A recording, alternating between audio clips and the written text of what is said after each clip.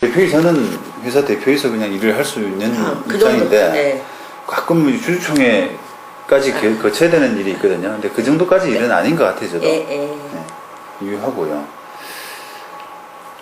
그러면은 그런 것도 한번 생각해 보셔야 돼요. 지금 일단 비회사 상대로 뭔가 양수금 소송을 할 때 뭐 승소 판결을 받을 수 있느냐 하는 그 논쟁은 이제 좀 있거든요. 그러니까 이 비회사가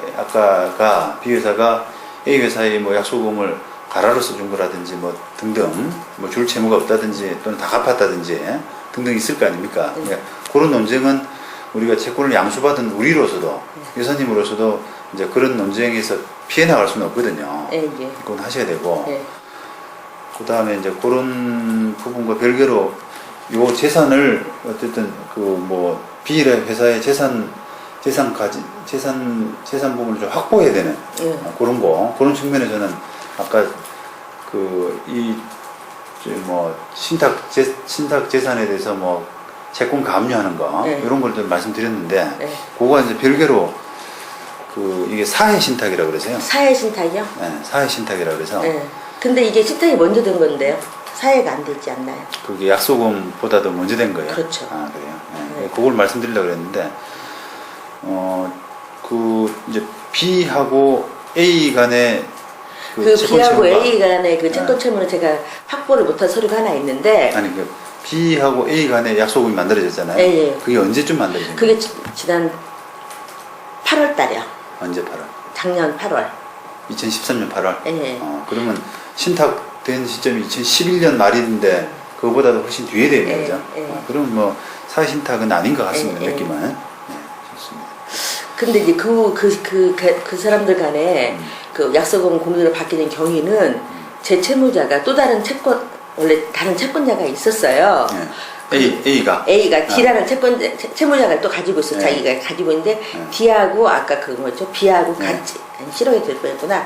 같이 공동으로 사업을 하고 있으니까 어차피 뭐 이제 자기들끼리 돈 주고받을 것도 있을 거 아니에요. 그러니까 사실 이제 형사사건 빠져나가려고 하니까 내가 써줘라 하는데 이 또 제 채무자가 가지고 있던 C라고 할까요? D라고 할까요? 그 채무자도 돈을 번질 능력이 없으니까 같이 사업을 하고 있는 B라는 회사한테 네가 좀 이걸 써주라. 그리고 각서를 썼더라고요. 제가 그거 봤습니다. 뭐 2013년 9월 며칠까지 갚지 않으면 내가 대신 11월 며칠까지 갚아주겠다. 그 각서를 써주고 약소금을 해줬더라고요. 근데 제가 이제 그 각서는 제가 확보를 못했어요. 그때는 약소금 받았으니까 이제 별로 생각 안 하고 이제 문제 없을 거라 생각했는데 나중에 재판에 들어가게 되면 그런 각서를 써준 것도 유효한 그렇죠. 자료가 되죠. 유효하고요. 또 두 사람 간에 아마 가라로 써줬다 이런 이야기가 나오는 것 같은데요. 그런 부분은 또 우리가 민법 108조에 보면은 통정의 표시라는 또 논리가 있거든요.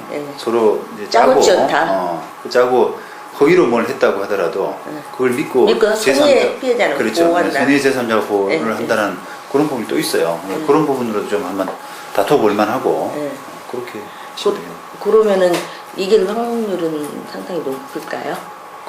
이제 지금으로서는 사실 A, B 간의 관계를 거의 모르잖아요, 사실은. 그 사람도 서로 잘 모르는 사람들인 것 같아요. 그러니까요. 그러니까 그거는 이런 사건 같은 경우는 지금 나타나 있는 게 사모님 같은 경우는 A 채권자로서 관여한 거라서 A, B 간의 관계를 사실은 거의 모른다고 보셔야 돼요. 그렇기 때문에 덤벼봐야 돼요. 그러니까 이게 해봐야 한다는 거죠. 해봐야 한다는 거. 나타나 있는 게 액면가가 너무 없어요. 그래서 저는 소송을 해야 될 상황인 거고요. 그래서 저기 사이트에 보니까 지금 어쨌든 제가 가압류를 걸고 소송을 시작해야 될 거 아니에요. 근데 이제 가압류도 그렇고 서면제리라는 제도도 있더라고요. 그래서 그런 것도 좀 상담도 좀 드리고 싶었고 제가 개인적으로 부동산 투자를 하거든요. 그래서 변호사님 이제 저는 뭘 알았는데 그래서 물건 보다가도 굉장히 궁금한 게 많은데 속 시원히 물어볼 데가 없어가지고 좀 그런 때가 많았어요. 그래서 사실 장기로 이렇게 하는 게 있던데 장기 자문계약 같은 거. 근데 사실 저는 그렇게 많은 일을 하는 게 아니기 때문에 그 6개월의 그 많은 시간을 다 거의 꼭 그 6개월이라는 시간 안에 써야 되는 건지 아니면 좀 더 길게 잡고도 자문을 할 수 있는 건지. 그래도 돼요, 뭐. 어차피 그래요? 이게 저기 오늘 남은 건 뭐 돌려 오늘 촬영하는데 오늘 홍보 단단히 하네요. 이게 이제 계약하시고 나서 네. 이게 중도에 중단하면 뭐 언제든지 또 돌려드리고 네. 그런 부분이 있기 때문에 뭐 예를 들면 뭐 한 50만 원 계약해가지고 6개월 갔는데 만약 다 안 쓰셨다라고 하면은 다 2개월 되는 거죠. 그러니까 남겨도 돌려도 주신다는데 2월은 될 것 같아서. 그러니까요. 맞아요. 그래서 그 세 가지 쭉 그냥 투자하면서 네. 그때그때 좀 어려운 네. 사건이 되면 네. 그거 좀 상담도 좀 받고 싶고 좀 그런. 꾸준히 하시는 편이면 뭐 예를 들면 꾸준히라는 네. 게 뭐 많이는 안 하더라도 1년에 몇 건이라도 꾸준히 하는 편이고 제가 그러니까. 최건수 변호사님 그 성함을 굉장히 몇 년 전부터 제가 사실 알고 있었어요. 아 그래요? 네. 네. 그래서 이렇게 저 분위기가 좋으면 짠 줄 알잖아요. 서로 이렇게 짜고 이렇게 아우 저 일부러 촬영하기 위해서 막 칭찬한다 이렇게 생각할까봐 좀 겁나네. 아 그건 아닌데 저희 이게 부동산 쪽 일을 좀 오랫동안 저기 하고 있으면 네. 그래서 사실 관심이 많았어서 네. 그 제가 책도 사서 봤거든요. 네. 그 유치권 책인가 옛날에 두껍게 나온 거 있었잖아요. 이렇게 그래서 한 3년 전인가 그 정도쯤에. 뭐 이왕 저기 제 관심 많으시니까 오늘 오신 김에 책도 좀 많이 가져가세요. 제가 어차피 출판사기 때문에 네. 좀 제가 밖에 나서 네. 선물을 좀 필요한 건 쭉 가져가십시오. 네. 감사합니다. 아 그리고 시간이 좀 남았다면 아, 시간은 괜찮습니다. 조금 뭐 하나만 더 좀 네, 이렇게 근데 이제 제 채무자가 사실 결국은 그 사람도 제가 채권 이렇게 뭐 돈을 누구한테 빌려준 게 아니고 민사소송 집행은 대여금 반환을 해서 받았지만 A에 대해서. 예, 네, 결국 그래서, 같이 부동산 투자 경매하다가 돈 얽혀가지고 이상하게 사기같이 얽혀갖고 받은 건데 채권 확보를 하려고 가압류도 해놨지만 부동산 가격이 하락하다 보니까 전혀 실익이 없는 거예요. 그래서 그것도 해지해져 버렸어요. 인심이라도 생각하고. 그래서 집행문을 받고도 2012년에 그 집행문을 받았는데 아무 조치도 안 했어요. 왜냐면 왜 윽박질러서 나올 수 있는 한계가 돈이 조금이면 모르는데 많고 비전이 없다고 본 거죠. 네. 전셋집도 아니고 월세집이라면 확보할 수 있는 것도 없는 것 같아서 지금 어쨌든 간에 요 채권이라도 제가 양도받고 그게 이게 제일 실익이 있을 것 같아서 저긴 했는데 지금 사실 자기가 그 사람이 조금만 협조를 해주면 일이 훨씬 쉽게 갈 수 있는 건데도 불구하고 네. 계속 핑계대고 미루고더니 이제 전화도 안 받고 연락 잠적해버린 거거든요. 네. 그래서 제가 지금 내일은 여기 이 사람 저기에 대해서 강제 집행을 하려고 그래요. 유체동산 압류라든가 네. 무슨 통장 압류라든가 지금 그런 거 처리를 하러 가려는데 또 할 수 있는 게 뭐가 있을까요? 유체동산랑 지금 그 채무 명의는 예전에 그 대여금 판결 받았던 그것 말씀이신가요? 네, 이게 조금 다른 그러니까 원래 제 채무자 A 상대로 예. A 상대로 받았던 대여금 판결 예. 그거 가지고 지금 채무 명의 가지고 예. 뭘 A 재산에 뭐 할 수 있느냐 그거 생각하시는 거죠? 이제 재산이 있으면 붙이면 좋겠지만 재산이 경매 붙여봐야 안 되고 지금 판결은 이렇게 부부 앞으로서 받아놨거든요. 예. 그러니까 박모 씨하고 예. 장모 씨 예, 두 예. 사람을 피고로 해가지고 다 받은 거 아닙니까? 예.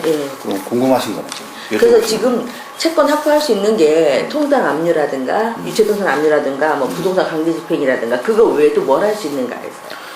그 이제 그 답은 피고들 이게 채무자들 네. 그 모든 재산에 대해서 다 할 수 있어요. 그렇게 보시면 되는데요. 문제는 이제 지금 이 지경까지 오신 상황이면은 재산을 잘 모르니까 그러신 거 아니에요. 그잖아요. 네. 그러면 일단 재산을 파악하는 게 재산 명시 신청이요? 그럴까요? 뭐 그런 것들을 해야죠. 재산 명시, 그다음 재산 조사, 이런 절차들을 좀 해보시고 지금 당장 드러난 건 없죠. 딱 이렇게 눈에 띄는 거. 이 사람이 이제 가지고 있는 건 옛날에 이게 또 부동산하고 관계가 있는 건데 네. 시기가 좋을 때는 뭐 15억 가던 집이 시기가 나쁘니까 막 7억까지 떨어지니까 그래서 채권 확보가 안 되고 결국은 이렇게 서로가 이 상황이 되는 거예요. 그래서 그 재산 말고는 특별한 재산이 없고요. 네.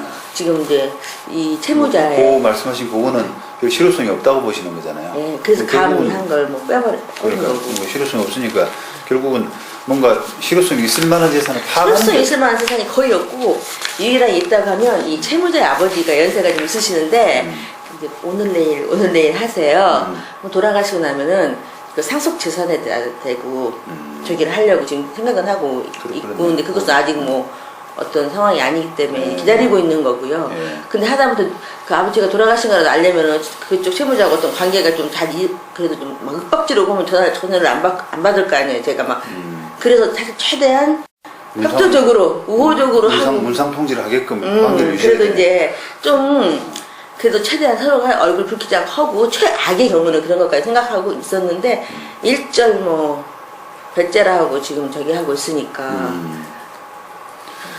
근데 이제 채권 확보할 수 있는 것은 특별하게 이렇게 드러난 게 아니면 결국은 할 수 있는 게 거의 없죠. 민사 저기로서는. 뭐 그쵸. 아까 법적인 절차가 재산 명시하고 뭐 재산 조사 같은 거 그런 절차밖에 없어요. 근데 만약에요. 제가 소송을 했는데 졌어요. 아까 여기 그 어음에. 그러면 이 사람이 허위 채권으로 저하고 합의를 본 거잖아요. 네. 그거에 대한 어떤 형사사건은 안 되나요? 아, 그러니까요. 이게 그 형사사건에서는 그 뭐 재판 가진 않았죠. 조사 단계에서 그냥 합의하신 거죠. 아니요. 재판까지 갔죠. 재판하는 와중에 저기에서 앞에서 그러네. 써준 거예요. 예. 그럼 재판은 검사가 기소를 했다는 뜻이죠. 그렇죠. 근데 그럼 결과는 어떻게 났습니까? 제가 결과는 마지막에 확인 안 했습니다. 이제 합의서 써주고 저는 돈을 받는 게 목적이었으니까 그 사람은 아무 죄가 없는 거로 끝났다고 그렇게 얘기하더라고요. 그 말은 제가 확인을 못해서 한번 지금 내일 그거 제가 본인이니까 확인할 수 있죠. 확인이 글쎄요. 제가 잘 모르겠네 그거는. 네, 그건 잘 그래서 모르겠어요. 한번 좀 확인을 해볼까 싶어요. 결국 피해자인데 그죠? 고소인 자격인데 네. 처분 결과를 아마 모르겠어요. 그는 한번 부딪혀 보셔서 네. 확인해 보시고. 글쎄, 그게 이제 새로운 뭔가 너가 이 약속금 쪼가리를 줘서 뭔가 내가 합의를 해줬는데 나중에 이게 아무것도 아니더라. 그러니까 너가 이 문제에 대해서 책임져라 이런 거죠, 그죠?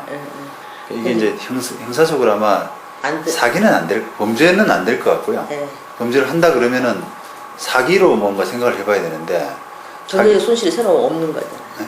경제적 손실이 저한테 새로 없는 거잖아요. 정확하시네. 맞아요. 그러니까 안 된다고 그러더라고요. 법률적으로 이야기하면은 기망을 하고 처분행위가 있어줘야 돼요. 내가 뭔가를 처분했어야 되죠. 그렇죠. 내가 속여서 그 피해자로 하여금 뭔가 이렇게 경제적인 손실, 아까 말씀하셨는데 경제적인 손실을 일으키게끔 해야 되는데 이게 이제 그게 아닌 거잖아요. 형사 합의만 한 거거든요.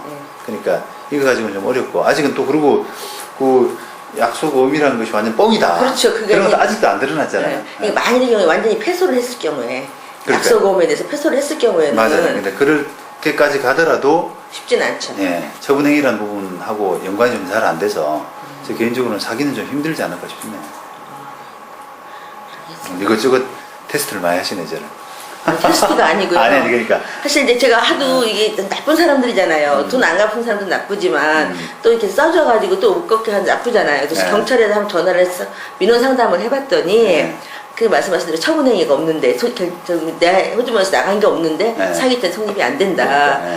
그러시더라고요. 그리고 제가 요번에 그 사건 하면서 형사하고 민사를 같이 하다 보니까 돈을 1억 3천을 다 띄었어도 형사적으로 그게 사기가 되는 금액은 1억 3천 전액이 아니더라고요. 그러니까 우리가 흔히 봤을 때 그거 사기 아니야 이렇게 얘기해도 사건에 들어가서는 진짜 그 사기가 안 되는 게 많기 때문에 기망하고 딱 이렇게 처분행위 그액만 해당되는 거예요. 사기 피해. 제가 조금 의심을 했다든가 저기 했다든가 그 순간부터는 이 사기죄가 성립이 안 되고 그렇게 가더라고요. 그래서 우리가 현실에서 생각하는 사기하고 이 사기하고는 엄청 다르구나라는 걸 좀 알았죠.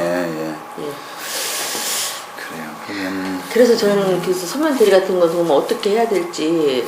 뭐 서면 대리도 이제 쉽게 말하면 이제 법무사처럼 그냥 서류 도와드리는. 아니 사실 뭐 변호사님한테 수임을 맡겨서 하면 제일 좋긴 한데. 그래요. 그러니까 그거는 이제 저한테 맡겨주시면 제일 좋긴 한데 또 사건의 성격상 굳이 맡길 필요가 없는 게 또 있어요. 굳이 뭐 돈 많이 주고 맡길 필요가 뭐 있나요? 서로 해서 요거는 그냥 예를 들면 요건 동네 병원 가셔도 됩니다. 요건 대형 병원 가셔야 됩니다. 이렇게 하는 거잖아요. 그런 것들을 뭐 말씀드리면 되는데 그러니까